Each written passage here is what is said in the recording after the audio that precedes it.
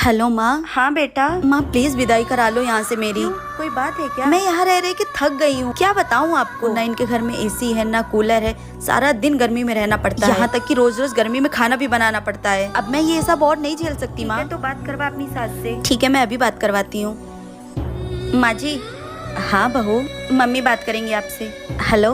हाँ समधन जी, प्रणाम प्रणाम। मेरी बेटी की विदाई कर दीजिए, उसे वहाँ पे सुकून नहीं है। आप लोग गर्मी में उससे खाना बनवाते हैं। ऐसी सास होने से अच्छा है कि मेरी बेटी बिना सास के ही रहे। समधन जी, ई का तरीका है बात करने का और विदाई मांगने का।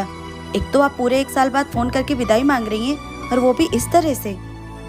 आप बताइए विदाई करेंगी या नहीं? हाँ करूँगी। आप कल अपने बेटे को भेज दीजिएगा और ले जाइएगा यहाँ से। बहू जाओ, जाके पैकिंग कर लो, लेकिन मेरी एक बात हमेशा याद रखना, अपने माँ के संस्कारों से बाहर निकलने की कोशिश करना। ऐसे घर नहीं चलता है बेटा, ऐसे घर टूटता है। क्या सास ने अपनी बहू के साथ सही किया?